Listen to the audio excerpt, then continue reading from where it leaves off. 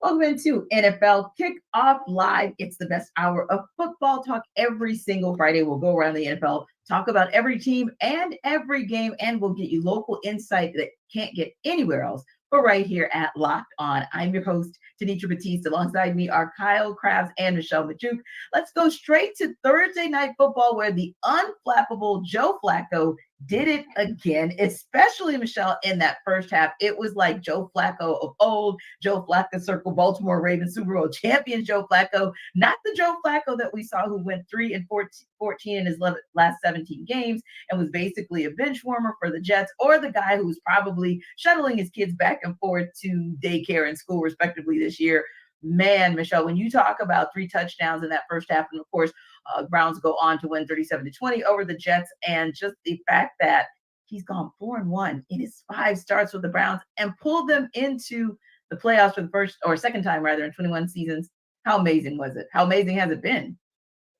Absolutely. I mean, what Joe Flacco is doing is absurd. Honestly, he came into the Browns. I was like, okay, they're probably finished, right? They're bringing in this old man that's coming off the couch, but he looks great, and he should be the comeback player of the year this year. Like, hands down, he deserves to win that award. 4 straight games with 300 plus passing yards, longest streak of his career. He waited until now to have that streak. It's also the longest streak in Browns team history, and it's tied for the longest streak with Tom Brady by a player of 38 plus years old. So what he's doing is really exceptional, and he actually gives them a chance in the playoffs, because if they're going to go into playoffs with Dorian Thompson-Robinson or PJ Walker, they had no chance. But the way Joe Flacco is playing right now, they surely do.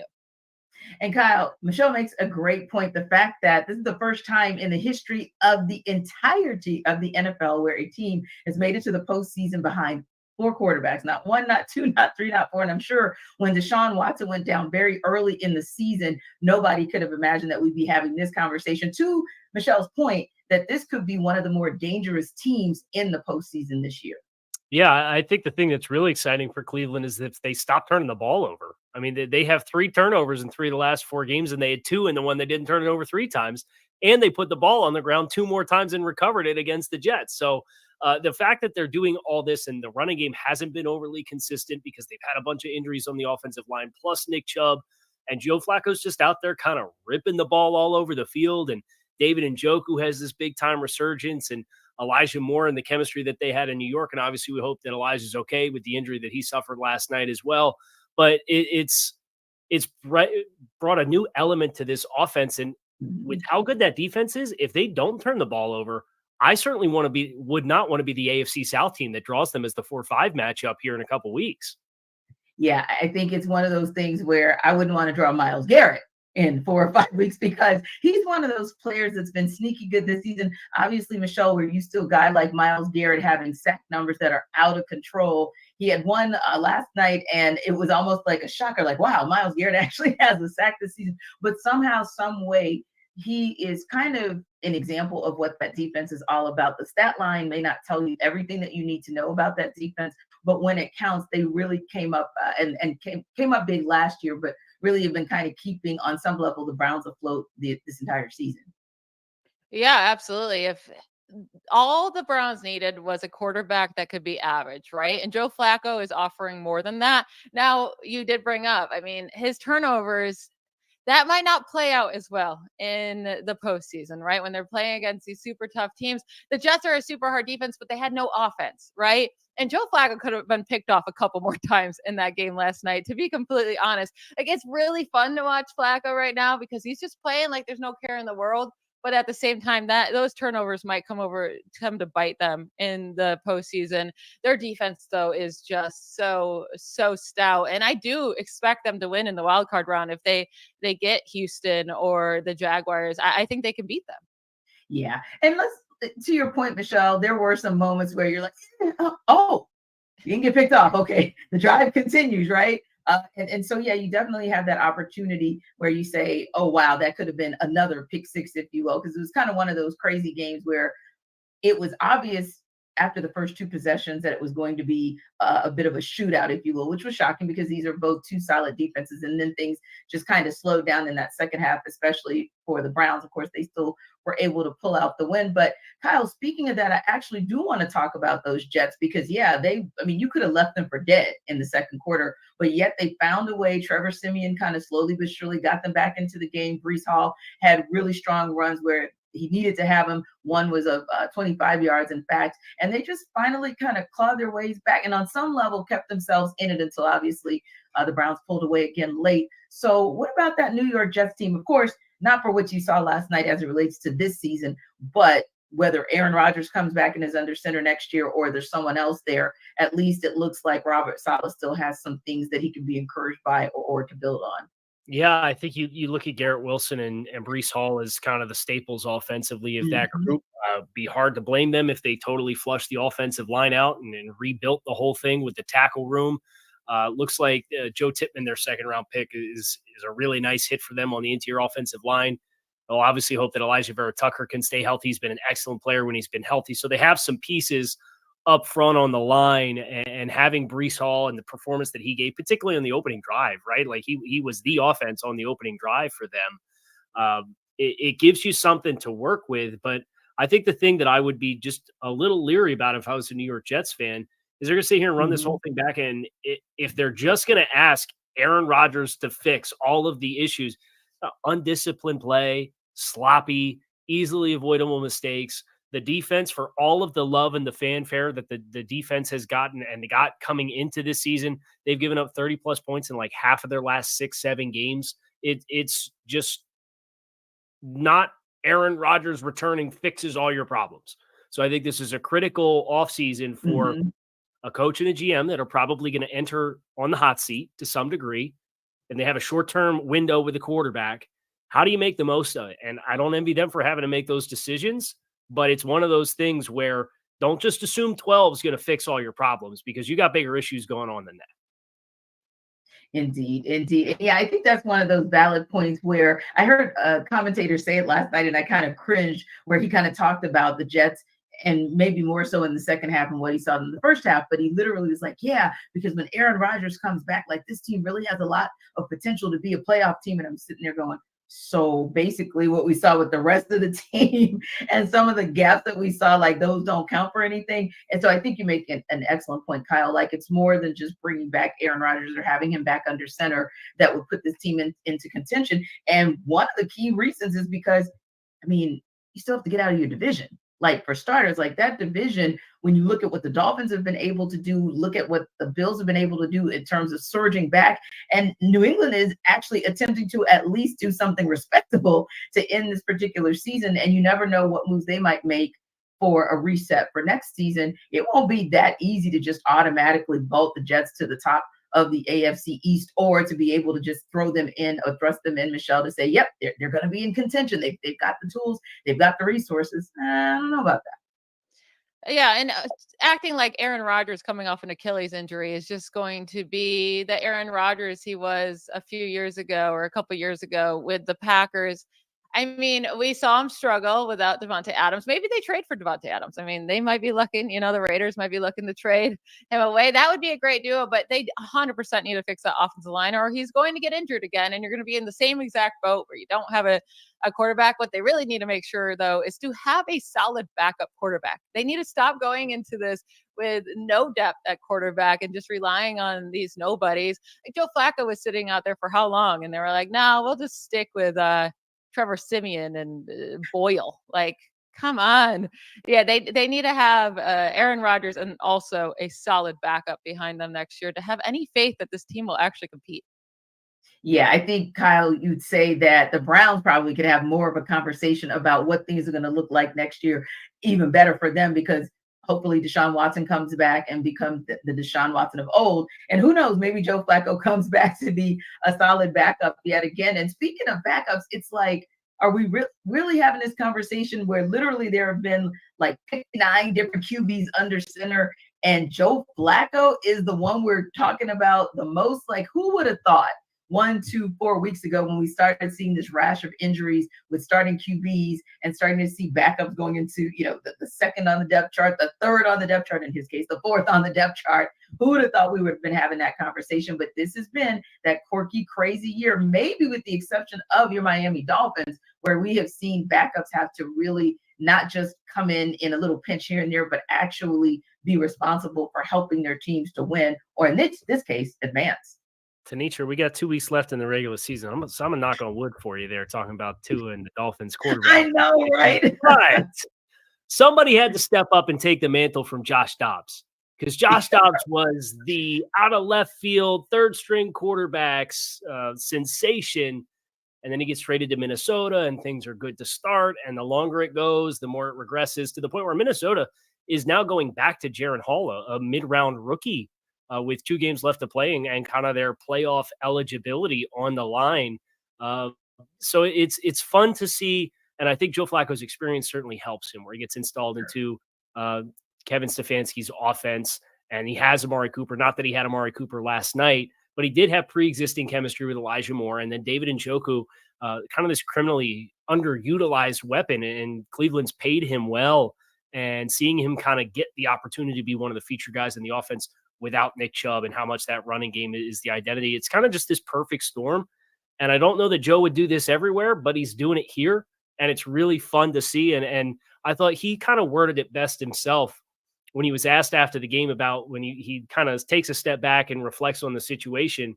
He said, man, I'm trying not to take a step back. I just want to stay in this moment and enjoy this while it lasts. And when it's over, then we'll take a step back and reflect on just how crazy this experience has been.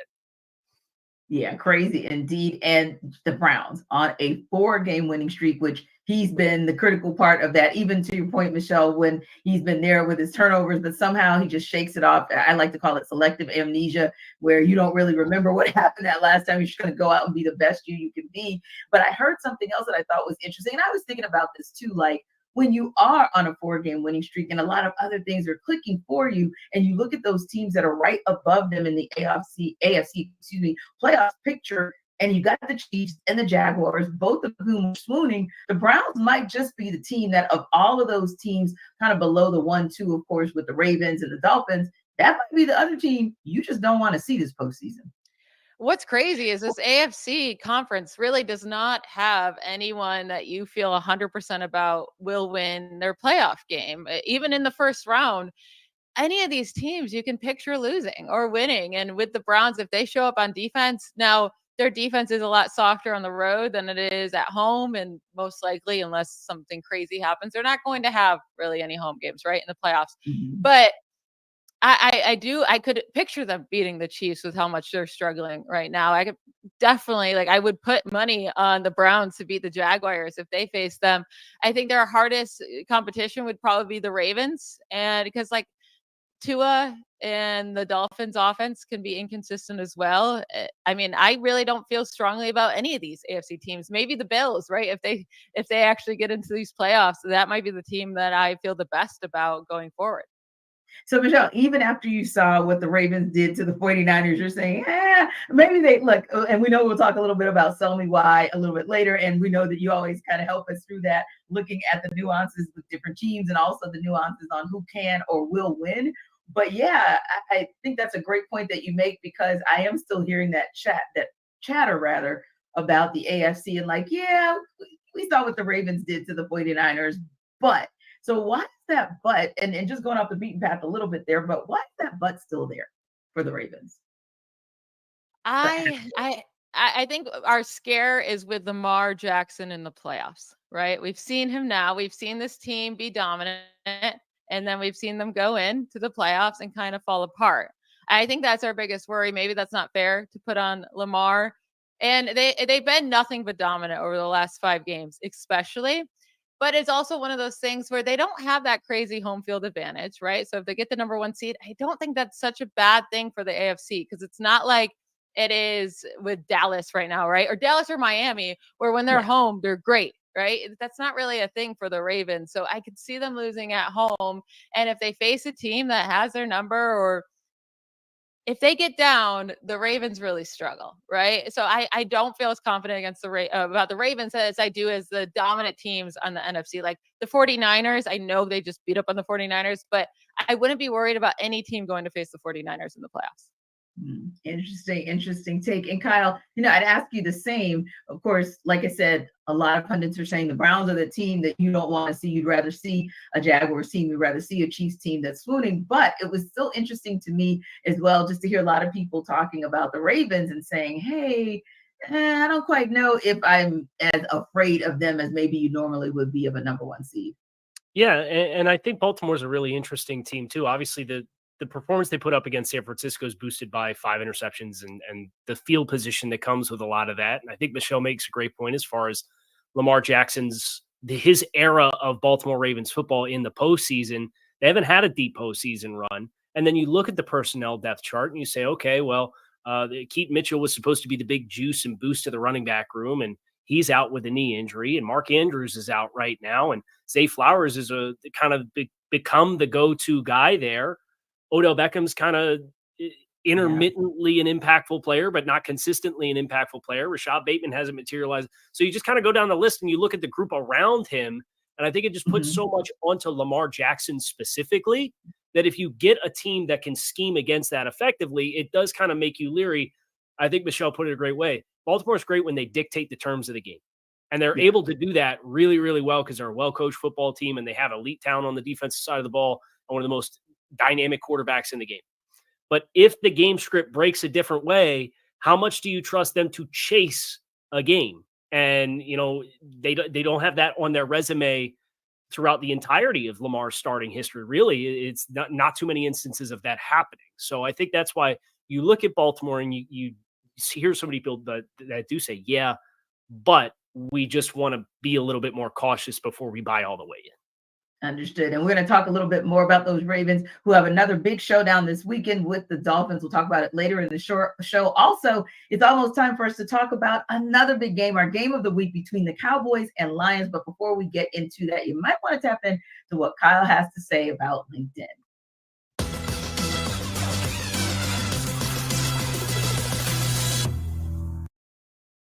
I'm going to apologize in advance because I don't quite have the same juice as Jarvis Davis does. But when you're hiring for your small business, you want to have as many top tier candidates as possible to interview. And that's why you have to check out LinkedIn Jobs. LinkedIn Jobs has the tools to help you find the right professionals for your team faster and for free. This is not just another job board. LinkedIn has a vast network of more than 1 billion professionals with a B, which makes it the best place to hire. Hiring is easy when you have that many quality candidates. So easy, in fact, that 86% of small businesses report getting at least one qualified candidate within 24 hours of their posting.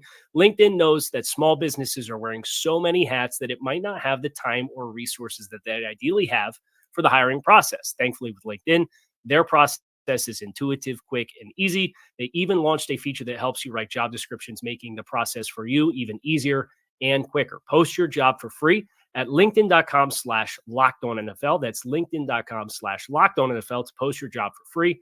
Terms and conditions do apply.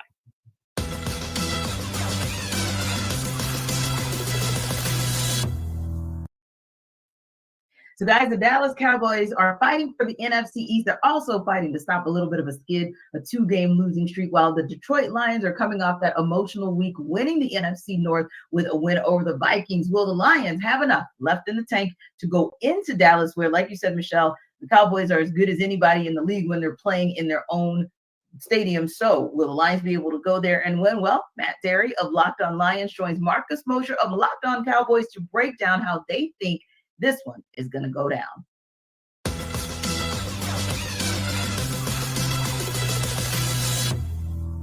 think the Lions need to run the football. The last thing you want to do is see CeeDee Lamb and Pollard and those guys and Dak on the field a ton.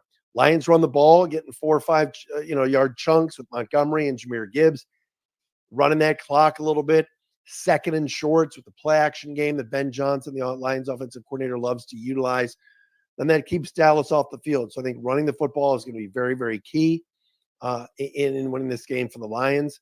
Just not making a lot of mistakes. And again, no letdown. I mean, Marcus, like I said before, this team was celebrating in a big way was a t-shirt and hat game last Sunday in Minnesota, winning the division.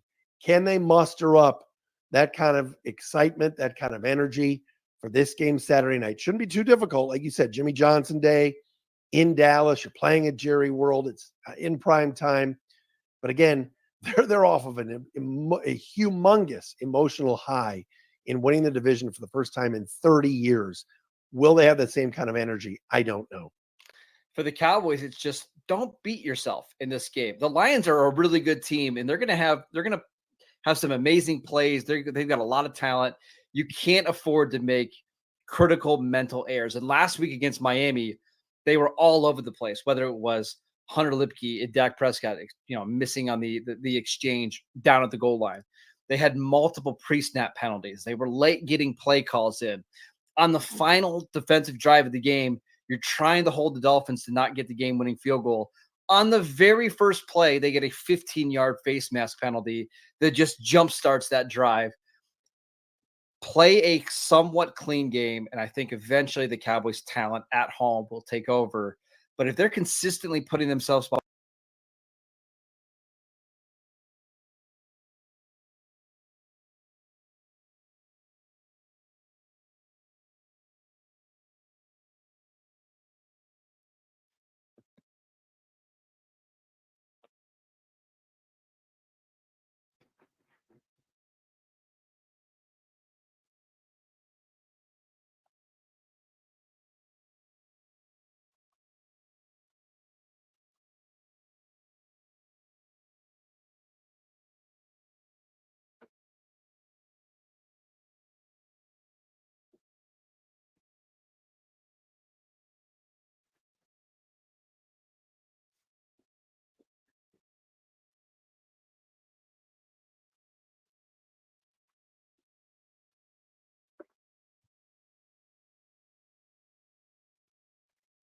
All right, guys, we had a little bit of some technical difficulties rather on our video, but I think we got the crux of what those guys are saying just in terms of what the keys to the game are. And this is going to be, really interesting matchup because obviously I think there's a great point, Kyle, that we made as we went into the video. And that is sometimes you have that emotional letdown, right? You look at how long it's been for this Lions franchise since they've even sniffed the postseason, and to be able to get into the postseason with a win against a divisional rival to get that NFC North crown, I think that's pretty important and pretty amazing. But does it also pose the possibility of that letdown, especially heading into Dallas to take on the Cowboys?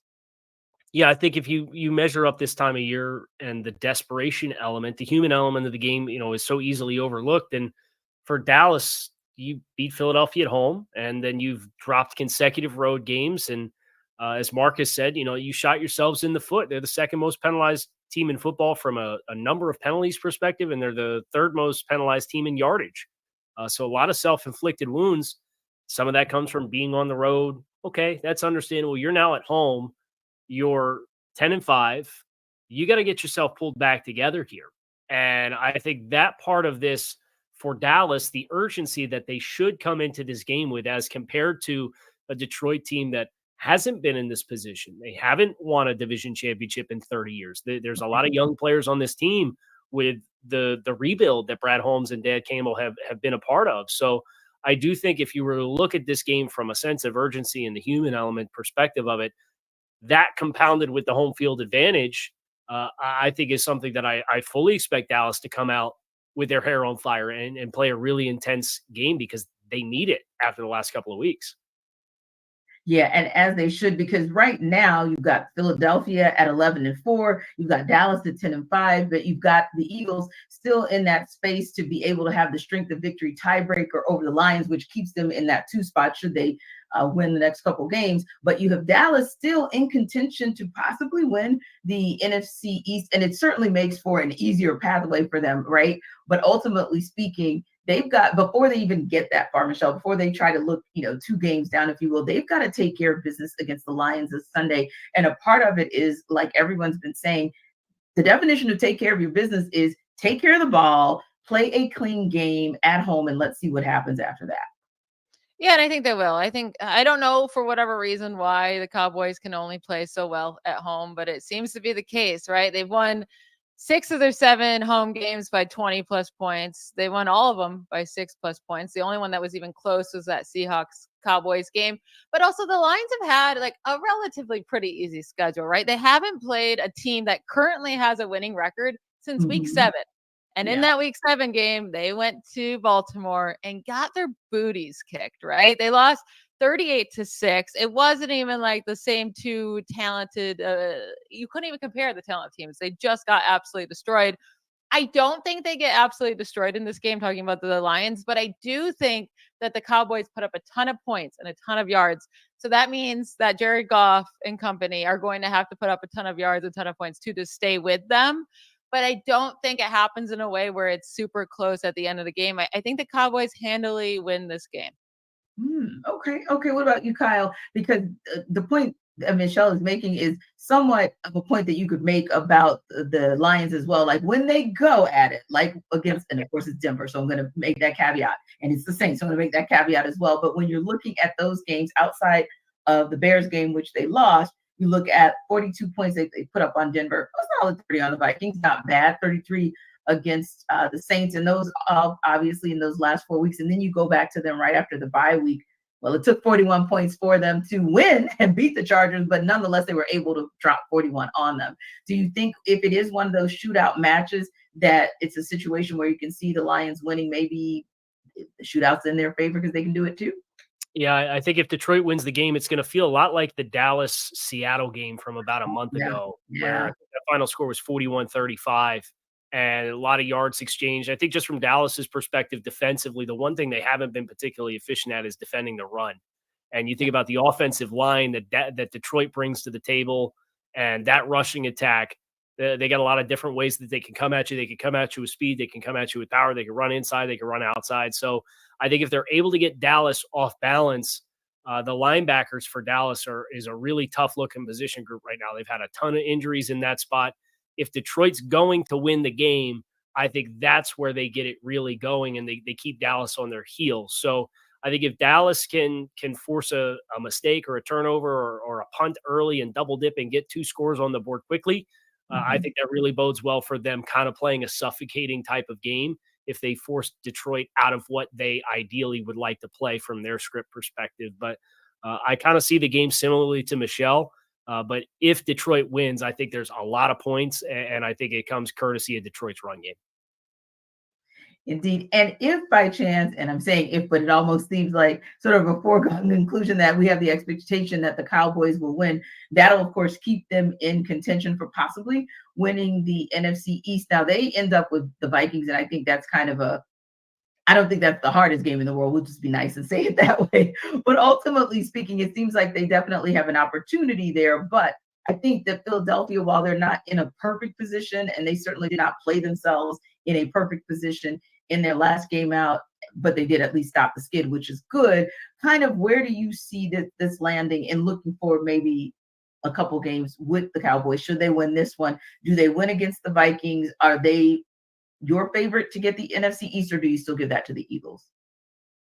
I'm still giving it to the Eagles. I mean, their last 2 matchup against the Cardinals and the Giants, there's just no reason for them to lose. Like you said, they didn't even play a good game against the Giants last week, and they're still going to win that. The Giants have nothing to play for at that point. I mean, they really didn't this last week either. But I see no reason for the Eagles to lose either of these 2 games. And the Cowboys, on the other hand, like I do think they're going to handle this Lions team pretty handedly, but at the same time, this is a way harder matchup than the Eagles have to face. Yeah. And when I look at it as well, I think to myself, sometimes it's that motivation to, you don't always want to like back your way into the playoffs, or you don't want to back your way into that division title. I think, especially when you heard some of the comments, some were like, maybe you should have kept those to yourself, Michael Parsons. But sometimes those comments where it's just because of a frustration and a pride, Kyle, that the Cowboys have, where they don't want to have to rely completely on what other teams do to ensure, obviously, that they're going to get in the postseason, but maybe get the higher of the wild card seats, or to just outright win the division. I think also this is a pride game for them, and they want to show that, hey, we went on a little skid, but the team that you saw before that is actually who we are. Yeah, I certainly think that they want to have some positive momentum going for themselves. All things appear as though they got at Washington to close in week 18. You're probably 11-6. That's going to make you the 5 seed. You're going to go play presumably Tampa if things trend the way that they're looking, and how well Tampa's played the last couple of weeks in the NFC South. And it's a rematch of the playoff game last year. And obviously a little bit different dynamics for Tampa Bay. They backed in at 8-9 and Tom Brady behind that shell of an offensive line. But you like Dallas in that matchup, I think, even as good as Tampa is playing, just because I think Dallas has enough needle movers on both sides of the football. So you want to have some momentum that kind of gets you rolling into that matchup. And then if you can build on that, then you can kind of have that next hurdle of, okay, we're going to have to go on the road against a playoff caliber team, be it Philadelphia, presume maybe San Francisco's depends. I think depends on what the Rams end up doing. I think they're a team that's capable of winning on the road in the wild card round as well, with Matthew Stafford playing as well as he is. Like, it's not a shoo-in that you're going to win and just play San Francisco. You could very easily draw Philadelphia again. And they should have won the first time they played Philadelphia in Philly. There was some little things down the stretch that cost them that game. So get some momentum going, whether it comes this week against Detroit. Hopefully it does. I think that really would set a positive tone to kind of get you back in playoff mindset as compared to a 3-game skid and then catching Washington with whoever's going to end up starting there because they're shuffling quarterbacks because who knows why with 2 games left in the season. I think there's a lot of importance for Dallas to get the ship righted here and not let this snowball on them before it gets in their heads. Indeed. And I think that's a critical point that you make before it gets in their heads. Now, as we prepare you for the NFL week with Sell Me Why, here is Kyle once again to sell you on DoorDash.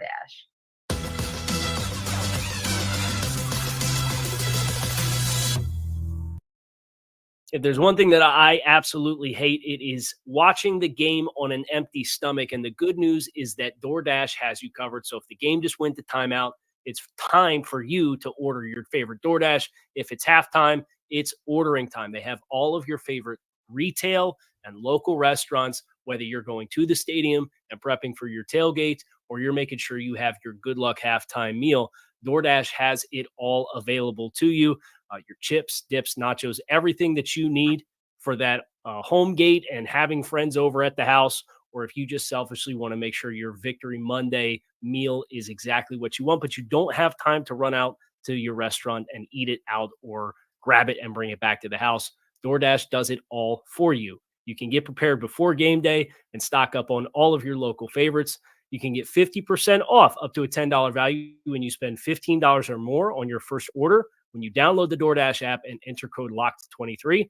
That's 50% off up to a $10 value when you spend $15 or more on your first order. So download the DoorDash app, enter code LOCKED23, subject to change, and terms do apply.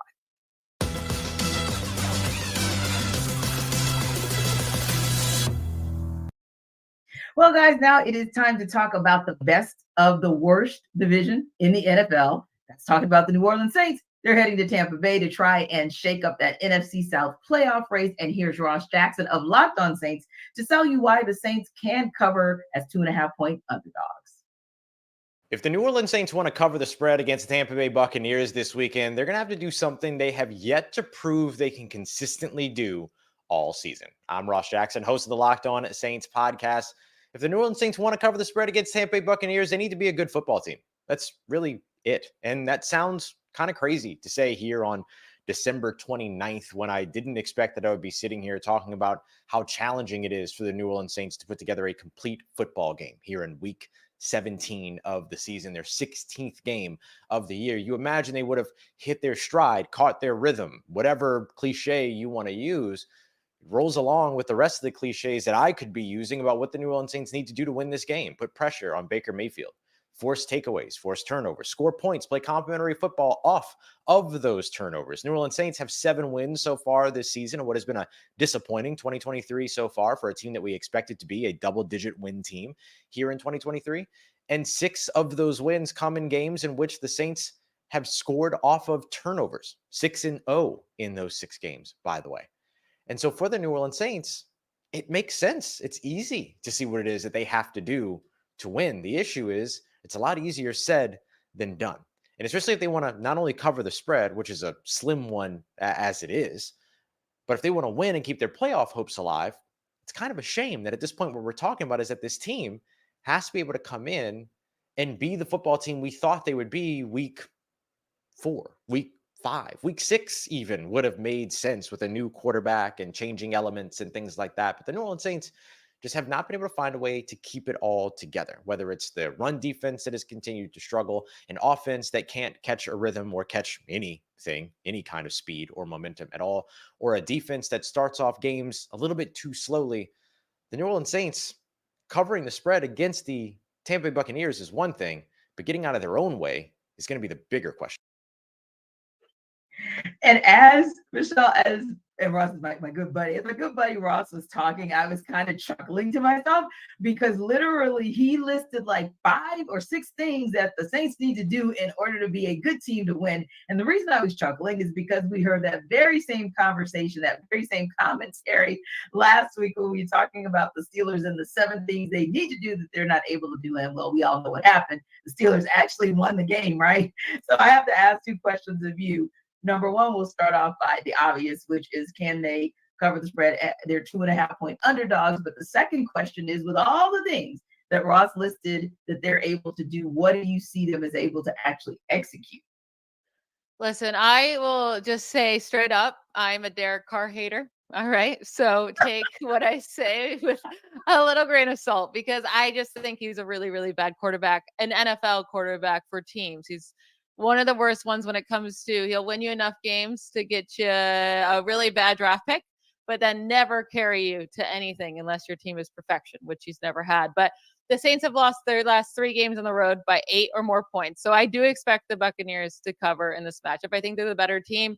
And a big part of that is not only Derek Carr throwing interceptions at the worst times, which he loves to do, but also the Saints defense has given up 27 points per game and over 400 total yards per game over the last 4 road games. So they're playing much, much better at home, really struggling on the road. They're not getting those takeaways. They're allowing those huge chunk plays. And Baker Mayfield is just like, he's getting it done, right? Over the last handful of games, he has 9 touchdowns, 0 interceptions, and he's been kind of on a roll. Now, Baker can always Baker us, right? Whenever we start to believe in him, he falls flat in his face. That's happened plenty of times. But I do think he will get this done in this matchup, and the Buccaneers beat the Saints by at least 3 points. Yeah, and I can say that was the other thing that made me chuckle, Michelle. I literally can remember, because of course our other analyst, Jarvis Davis, and I, we cover the NFC South. And at the beginning of the season, the joke was, okay, they're all bad, but what's kind of the lesser of the 2 evils, or lesser of the evil? And we talked about the 4 quarterbacks who were going to be under center to start the season, that being, like you said, Derek Carr, of course, Bryce Young, here Desmond Ridder, and of course, Baker Mayfield. And honestly, most of the laughter and the rights were coming for Baker Mayfield, even more so than Derek Carr, of course, Bryce being the unknown. And then, of course, Des being somewhat of an unknown after having only played 4 games. But now here we are, Kyle, where the conversation has shifted, especially on the backside of the season, where Tampa Bay is 8-7, and they're in the driver's seat in the NFC South. So my questions to you would be the same. Will the Saints be able to cover the spread? But also, looking at the Buccaneers, what are some of the things you need to see from them to say, hey, that's the team that's been going strong these last couple of weeks that are probably going to be able to get this win again on Sunday? All right, so a couple of things. I will not be going as hard in the paint as I did last week when I came at Chris Carter about the Steelers sell me why, because I was like, you're telling America to take the over in this game. Ain't no way. Over ends up hitting. Like, shame on me, eggs on my face. Yeah. I'm not going to go that hard again. But Michelle may be a Derek Carr hater. I'm a Dennis Allen hater. So I'm going to be honest. This is a team that the last 2 seasons, y'all had a lot more talent at your disposal than what you've been able to tangibly get out of both sides of the ball. And I understand they've had some injuries offensively this year, but they're the 3rd worst efficiency from a rushing offense perspective, averaging 3.6 yards per carry this season with their offensive line. They have a lot of money invested in there. I know Ryan Ramczak's banged up. I know some of their field stretchers offensively have been limited as well. And Carr's not giving you good quarterback play, but this is a lot more talented of a team. You know, they're 9th in the league in scoring defense, and yet here they are potentially falling to 7-9 if they lose on the road. And Michelle made some great points about how much that they've struggled.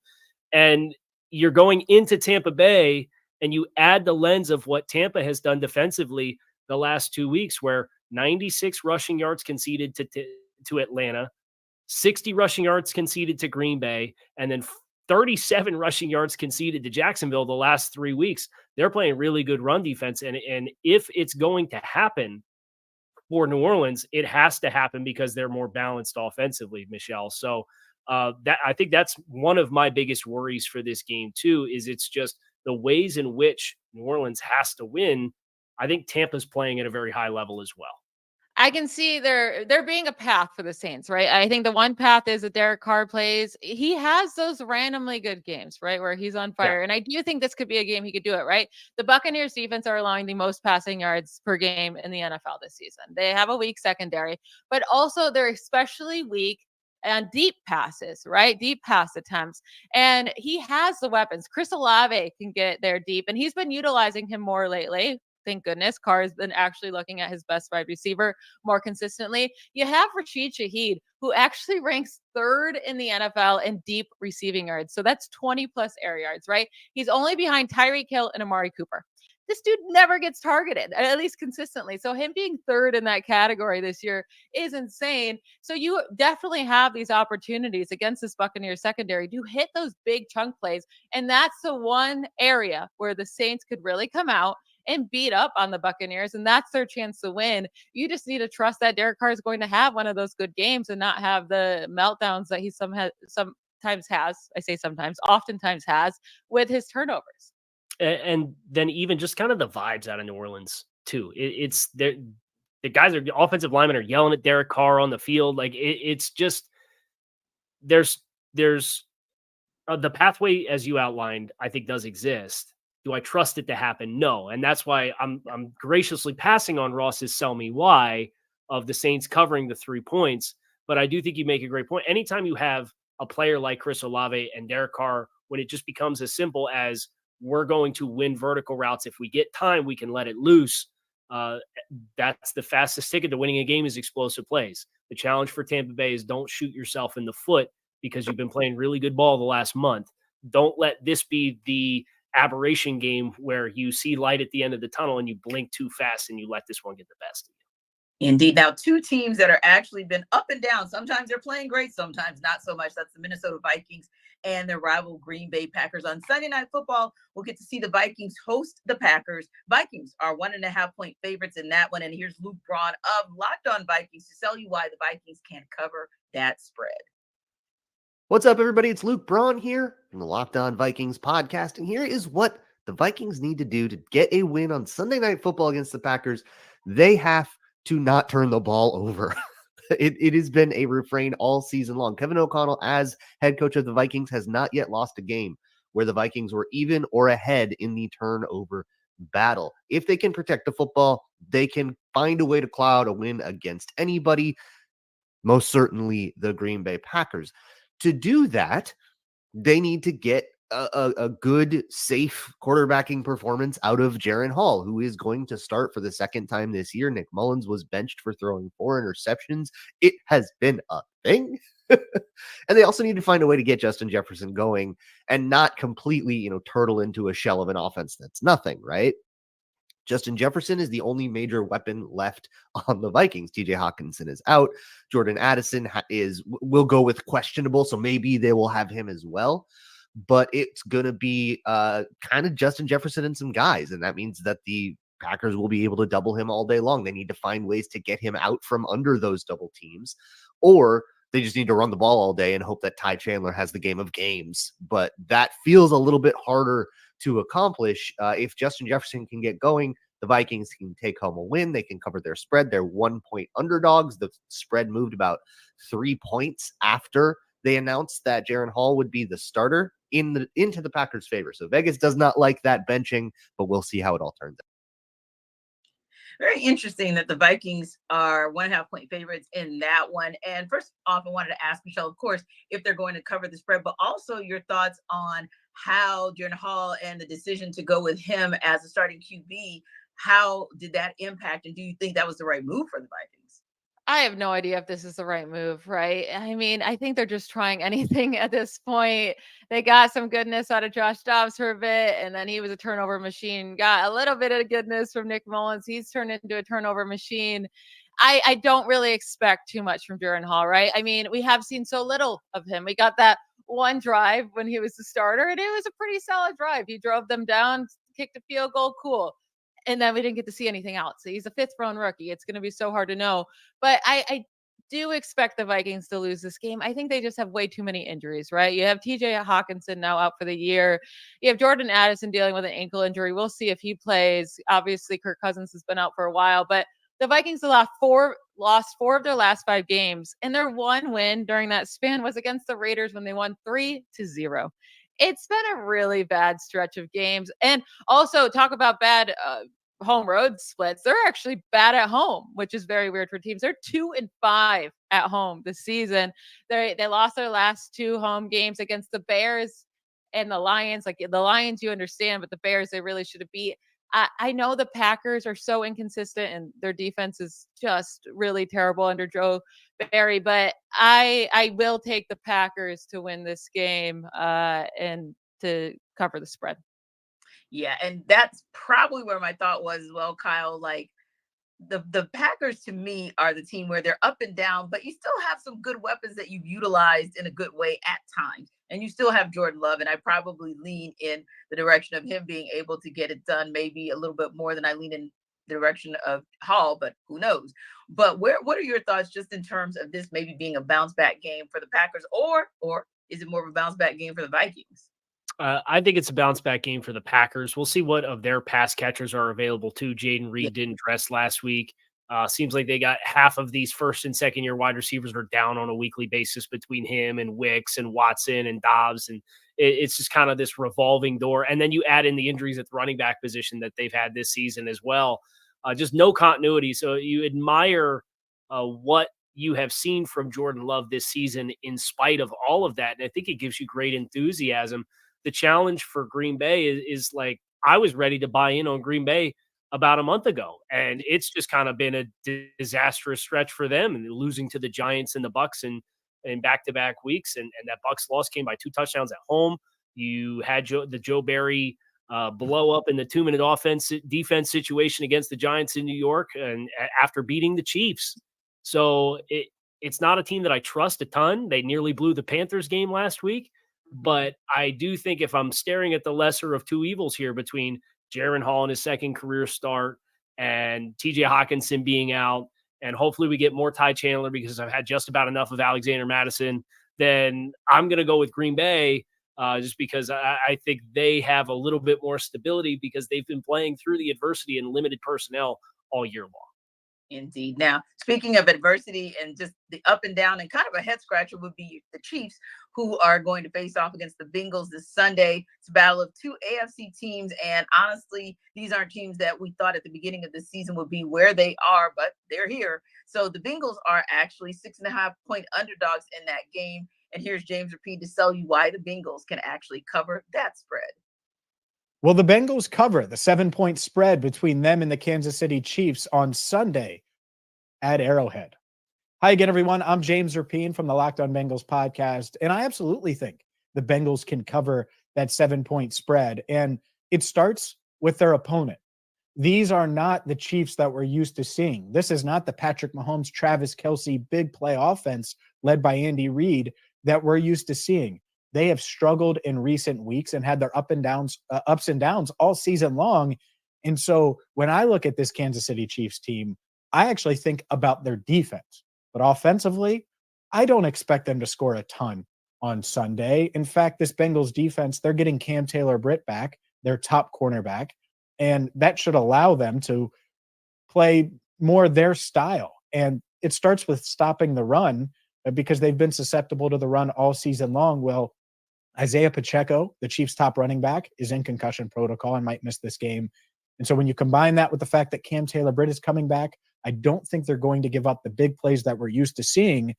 And then on offense, Jamar Chase, well, I expect him to play. And if you have Jamar Chase on one side, T. Higgins on the other, and Tyler Boyd roaming over the middle, you're going to have a chance to move the ball against this Kansas City secondary It's a really good Kansas City defense. I think it's the best unit in this game of the Bengals offense and defense and the Chiefs offense and defense. But they are beatable, and they're certainly susceptible to the pass when you have guys like Jamar Chase and T. Higgins. And so the question is, can Jake Browning rebound after throwing 3 interceptions last week? I think he will. He rebounded after losing to the Steelers on November 26th with a huge Monday night performance against the Jaguars. I'm not saying he's going to put up those numbers, but I do think he will take care of the football, and the Bengals will keep it close in Kansas City. For more on the Bengals, make sure you check out the Locked On Bengals podcast. So, Kyle, do the Bengals cover? James got one thing right. This Chiefs pass defense is probably the best unit out of the group. Obviously, L'Jarius Sneed and his injury really hurts, but man, you think this Chiefs defense has 4 games this season where they've given up less than 100 team passing yards to opposing teams. And we just watched Jake Browning turn back into a pumpkin last week. So is this Jamar Chase is the one-all that's going to fix Jake Browning's struggles this past week? I don't know. But I think you look at Kansas City and them being at home in this game. I think you look at Kansas City and them in the same light that we talked about Dallas, where you have to start stacking together positive performances. You had a really good defensive performance against the Raiders. Your offense gave up 2 defensive touchdowns in 7 seconds, and you lost by 6. We got to find ways and manufacture more ways to get your best players touching the ball offensively for Kansas City. I think that starts happening this week. The Bengals do have 2 really good linebackers in coverage between Jermaine Patton and Logan Wilson. But I'd like to think with the secondary for Cincinnati amidst kind of their personnel changes this past offseason being a little bit shaky, this feels like a get-right opportunity for Kansas City, especially if Pacheco's able to go. They can be a little bit more balanced, and Kadarius Toney's out, so we don't have to worry about throwing him the ball and making some critical errors as well. So I like Kansas City at home. 6.5 is a big number, but I would probably go Kansas City just because of it's under a touchdown. Yeah, Michelle, I have to say that 6.5 kind of made me raise an eyebrow as well. But do you think the Bengals will be able to cover the spread? I don't think they're going to win, but I think they'll cover the spread. So it was a terrible game last week against the Steelers for sure, but they've covered the spread 6.5 points in each of their first 4 games with Jake Browning as starter. So I am worried about the Chiefs defense. You brought up great points there. They've been absolutely dominant. The one thing the Chiefs need to do is stop dropping the ball, right? You bring up Kadarius Toney. Justin Watson leads the league with 6 drops. Like, maybe stop passing to Justin Watson. Just throw to Rashee Rice, Clyde Edwards-Helaire, and more importantly, Travis Kelce. Just get those 3 guys involved. Stop with the craziness with Toney and Watson. All right, just go to the guy that brought you there if that guy can only get his head in the game. Now, it's almost time to talk Dolphins at Ravens, which means it's almost time to check out FanDuel.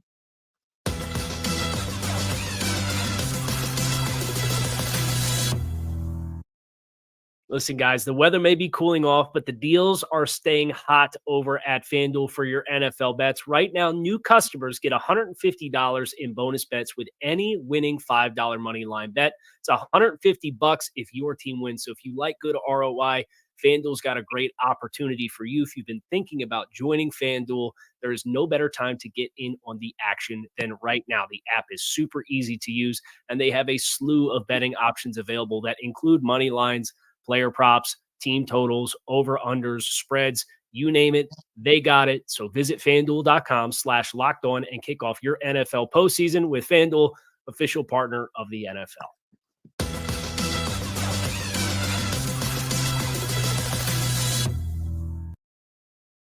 All right, guys, it's kind of the moment we've all been waiting for. I just kind of love to talk Dolphins when Kyle's in the building because, hey, he gives us nuggets about the team, which is still continuing to trend up and all the things that make the Dolphins really good, kind of bordering on great at times. Now, this week, of course, they have a formidable opponent in the Baltimore Ravens. And in fact, Kyle, what may make that challenging, although like we said earlier, playing in Baltimore isn't exactly the most threatening thing that a team can do. Like, it's not the scariest place, but certainly they've got a little bit of a home field advantage there, if you will. And that's where the Dolphins will find themselves in a critical AFC matchup this weekend. Now, Kyle, the Dolphins are 3.5-point underdogs. You agree with that?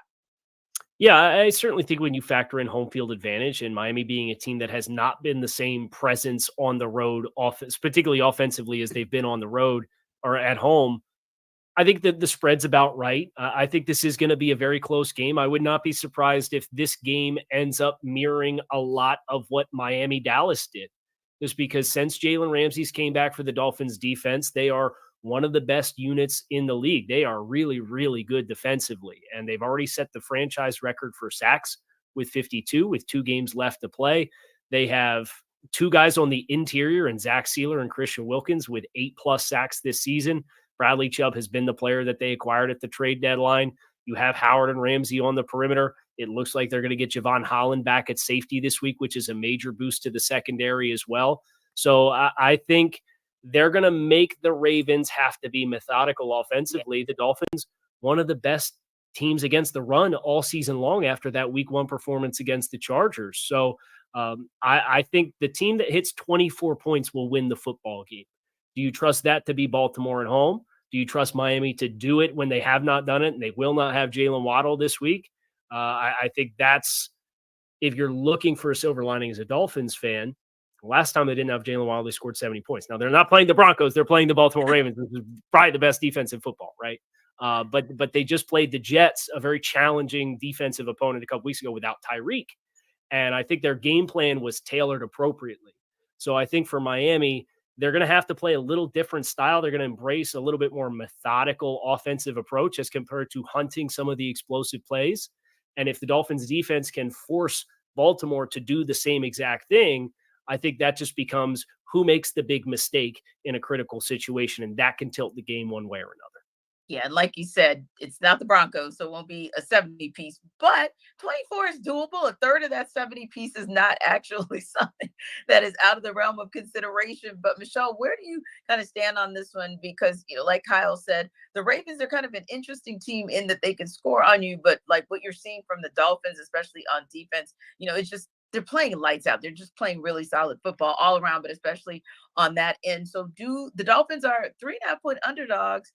What are your thoughts on that particular game and how it's going to play out, particularly with them as the underdogs? I think the Ravens take control here and they win by more than 4 points. The Dolphins on the road, I know they won each of the last 2 road games by over 20 points, but that's against the Commanders and the Jets, right? It's a little bit different than, the 3 road games prior were Bills, Eagles, Chiefs. They lost each of those games by more than a touchdown, got destroyed by the Bills.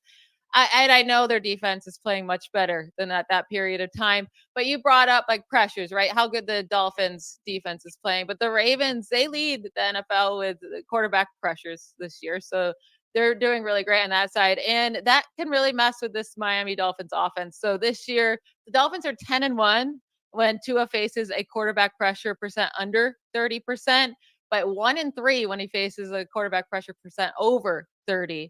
And I do think the Ravens are going to be able to get to him. Now, a big key here, Kyle Hamilton needs to be healthy. I do think that's huge for the Ravens offense. If he were to not be healthy enough to play, he did return to practice yesterday. I didn't see his status today.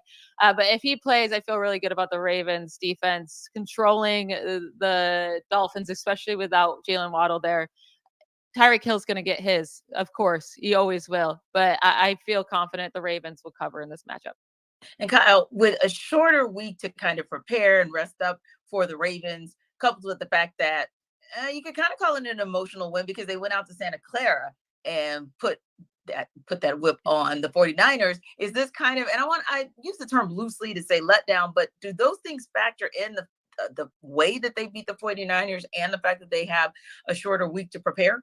Well, I certainly think you're mindful of Monday Night Football West Coast trip from a game week preparation standpoint. To Michelle's point, Kyle Hamilton did not practice today, and neither did Brandon Stevens, one of their other corners. So, and Stevens was not on the injury report on Wednesday and had an ankle injury that apparently turned up on practice on Wednesday. So you got Stevens at corner and Kyle Hamilton both did not practice today. So if you're looking for an offset for maybe helping Miami, and I think Kyle Hamilton's absence not only helps the Dolphins passing offense, I think it helps their rushing offense because they love so much to get out on the perimeter with their run game. But you can't block Kyle Hamilton with skill players, right? Like he's so long, he's so freakishly explosive and instinctive. I think that single dynamic, if Hamilton can't go, I think helps Miami be a little bit more balanced offensively, and that in turn can maybe help the Dolphins to stem this pass rush for Baltimore that's had Matt Week inside with double-digit sacks this season, and Clowney's playing the best football that he's played in probably 5 years. They got a lot of really impressive performers on that defense, and they like to kind of sit on you in the back seven and really get after you in the front. So it'll be really interesting to see how that storyline continues to unfold. Interesting indeed. So just like, on Monday, it was Ravens Niners, one of the most watched games of NFL Monday night history. I think this is going to be another one of those kind of must-see games, if you will. But we got a ton of them here in week 17. So we appreciate you guys stopping by to hear us talking about all of these great matchups as it goes down to the wire for who makes it to the postseason on both sides, the AFC and the NFC. We also here at NFL Kickoff Live appreciate you guys for rocking with us from day one here in 2023. We wish you guys a happy new year. That's going to be a prosperous and safe weekend for you. And we'll see you on the other side.